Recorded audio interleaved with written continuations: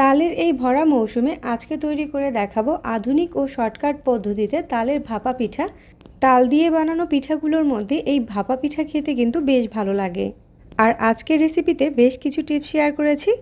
Recipe A to Z follow করলে নতুনরাও একদম perfect তালের ভাপা পিঠা বানাতে পারবেন। তালের ভাপা পিঠা বানানোর জন্য 3/4 কাপ নিয়েছি চালের গুঁড়া, এটা শুকনো চালের গুঁড়া। আর 1/4 কাপ পরিমাণ নিয়েছি ময়দা। ময়দা আর চালের গুঁড়া একসাথে মিশিয়ে পিঠা বানালে কিন্তু পিঠাটা বেশি স্পঞ্জি হবে। 1/4 কাপ পরিমাণ দিচ্ছি গুঁড়া দুধ, এতে করে পিঠার টেস্টটা বাড়বে। লবণ দিচ্ছি 1/2 চামচ পরিমাণ। চিনি দিচ্ছি 1/4 কাপ পরিমাণ। এবার শুকনো উপকরণগুলোকে একসাথে মিশিয়ে নিব।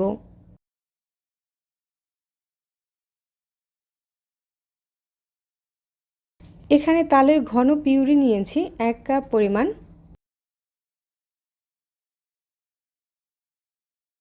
নারকেল কোড়া নিয়েছি 1/2 কাপ পরিমাণ। প্রথম অবস্থাতে এই ব্যাটারটা মাখানোর জন্য আমি কোনো ধরনের লিকুইড মিল্ক বা পানি ব্যবহার করব না। এটা প্রথম পর্যায়ে বেশ আঠালো একটা ব্যাটার হবে। এই তো এখানে একটা আঠালো ব্যাটার তৈরি করে নিয়েছি। এখন এই ব্যাটারটাকে একটা ঢাকনা দিয়ে ঢেকে নর্মাল টেম্পারেচারে রেস্টে দিয়ে দিব 5-6 ঘন্টার জন্য। 5-6 ঘন্টা পরে ঢাকনাটা খুলে নিচ্ছি।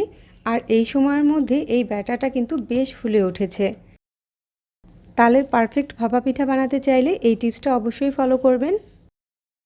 এখন এই ব্যাটারের সাথে অ্যাড করছি একটা ডিম আর 1/4 কাপ পরিমাণ তেল।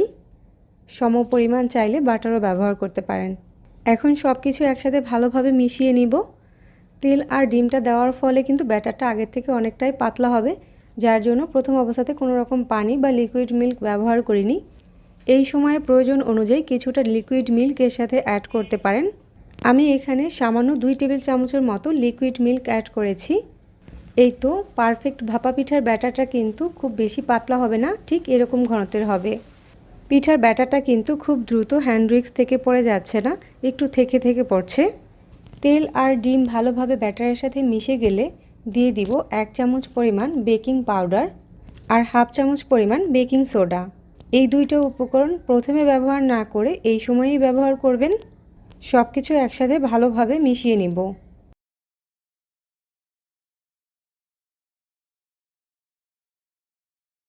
তালের ভাপা পিঠাগুলো বানানোর জন্য আমি এ ধরনের কিছু কাপ ব্যবহার করছি।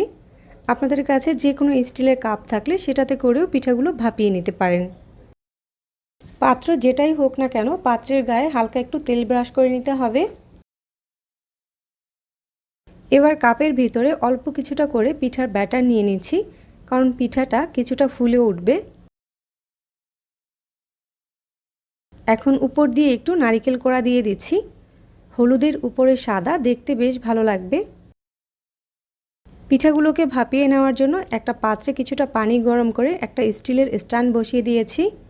একটা স্টিলের প্লেটের উপরে কাপগুলোকে বসিয়ে পিঠাগুলোকে ভাপে দিয়ে দিচ্ছি। যে কোনো পাত্রে করেই কিন্তু পিঠাগুলো ভাপাতে পারেন। ঢাকনা দিয়ে ঢেকে 10 মিনিটের মতো অপেক্ষা করব। 10 মিনিট পরে ঢাকনাটা খুলে নিয়েছি। আর এই সময়ের মধ্যে পিঠাগুলো কিন্তু খুব সুন্দরভাবে হয়ে গিয়েছে আর অনেক বেশি ফুলে উঠেছে। একটা টুথপিক দিয়ে একটু চেক করে নিচ্ছি। এখন পাত্র থেকে পিঠাগুলোকে উঠিয়ে ঠান্ডা করে নিব। পিঠাগুলো এখন ঠান্ডা হয়ে গিয়েছে আর উপর থেকেই বোঝা যাচ্ছে পিঠাগুলো কিন্তু বেশ স্পঞ্জি হয়েছে। এখন একটা ছুরির সাহায্যে চারো সাইডটা একটু আলগা করে দিচ্ছি। তারপর পাত্রটাকে উপর করলেই কিন্তু পিঠাটা খুব সহজেই বেরিয়ে আসবে।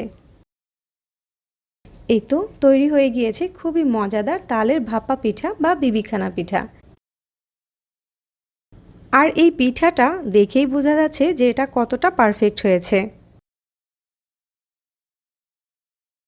Recipe A to Z follow করলে আপনাদের পিঠাগুলো ঠিক এরকম পারফেক্ট হবে। আশা করছি আজকের এই তালের ভাপা পিঠার রেসিপি সবার কাছে ভালো লেগেছে। ভালো লাগলে চ্যানেল সাবস্ক্রাইব করবেন আর ফেসবুক পেজটাতেও ফলো দিয়ে রাখবেন। রেসিপি দেখার জন্য আবারও সবাইকে ধন্যবাদ জানিয়ে এখানেই বিদায় নিচ্ছি। সবাই অনেক বেশি ভালো থাকবেন। আল্লাহ হাফেজ।